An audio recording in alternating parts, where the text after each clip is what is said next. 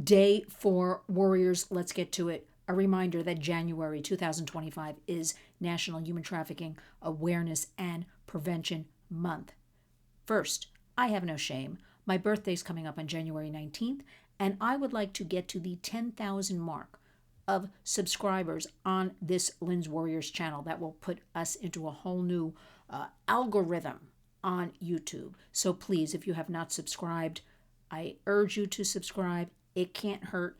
It's free and it helps us tremendously. I want us to be able to get to the next step so we can spread more information, truths, facts, realities, what is going on in the United States of America. Let's talk about headlines. We must. It is only January 4th, but the headlines, you have to admit, have been pretty horrific. We have Las Vegas. We have New Orleans. We have different things in my hometown of New York City happening on the subway systems. And I'm very careful, I admit, with algorithms here. I think you can read between the lines, and I think you can do a little research as well, and you know what I'm talking about. So I don't have to describe to you what happened in New Orleans or Las Vegas. But undoubtedly, the kids, because ages 9 to 17, have access to 4 different devices. And that study is about a year and a half old already. So it's probably, maybe the kids have access to 5 devices. I was recently talking with a mom, unbeknownst to her. She thought she had her own phone secured, but her daughter had snuck in at one point, taken her phone, I believe while she was sleeping, and put her fingerprint in it to identify, so she could sometimes steal the mom's phone when the mom was asleep or not using it, and get into the mom's phone because the mom had shut down some of the features and taken away at some point also different devices of this preteen, actually. The mom had no idea. So we're here to say the kids are very savvy. I will say, in my opinion, 30 and under has grown up in this internet bubble. And that's no excuse for us to not understand what's going on, because all of these devices, the truth is, are not designed to keep anybody safe. Remember, it's like opening up your front door, handing a phone to a child, or laptop, Chromebook, gaming, any of these things. Opening your front door, welcoming the world in, and saying, here, do whatever you want. Now, we would never do that because most of us do lock our front and back doors. And you know what? I can't figure out why. I use this analogy, and it seems to resonate with people, but I can't understand why we don't want to lock down. I use that, sort of as an analogy, the devices, because the harm is out of control and only escalating. 2025, we say enough. So the kids are seeing these headlines. I don't care how much you think you're shielding them. I don't care if you say they don't watch television. Forget it. Kids aren't watching television. They're streaming things. They're online. The algorithms, perhaps, are directing them. We do have various studies to different content that can be deemed dangerous. And they may be searching, and I've pointed this out before, they may be searching something innocent, what happened on January 4th, 2025. And they'll get one story, innocent enough, and the second story will be something horrific and horrible that their little brains and minds cannot really absorb. Because if we as adults, it has been horrific. I'm thinking about the story right here of the woman on the New York City subway and what happened to her with an illegal alien. I am thinking about different, a 14-year-old girl, and prayers were answered out in Patchogue, Long Island. Long Island, she was missing since December 9th, Emma Ray Gervaisi, and she was found yesterday due to tips and the public helping out, and by the grace of God, and the story's still unfolding, as is the investigation. So we can't really talk too much about it, but her dad actually found her on a boat I think it was about 13 miles away from her home.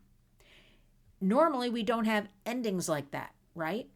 Normally, if we don't find a child or a teen within 48 hours, it's just the truth. It's pretty bleak, but let us be thankful for Emma Ray. So I want you to really think about all of these headlines facing the kids, popping up on the phones, the algorithms, and thinking that you got to get in front of that age appropriately and talk to the kids about it, right? Maintain always calmness if possible. I know it's tough, a lot going on.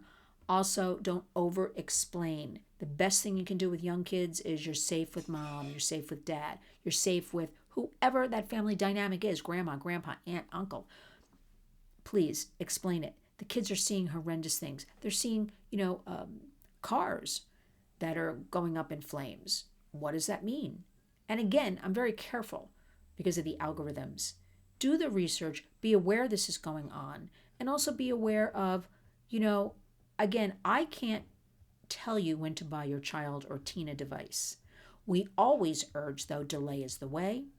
Wait until 8th, or use the phones that look like iPhones and only have capabilities for talk and text. That's it. And the kids won't feel left out. This is all up to you. There's a couple of great different companies. GABB, also Bark, is kind of a monitoring. I don't like the word monitoring, but you know what? It doesn't matter anymore because the predators are winning. So if we have to do a little monitoring, let's do a little monitoring on our kids' phones for a very nominal fee. Now, I don't get anything from those companies. I just know both of those companies work, and that's what we need. Because in 2025, we do need the education, but we need to stop talking and get it done. Start protecting our children.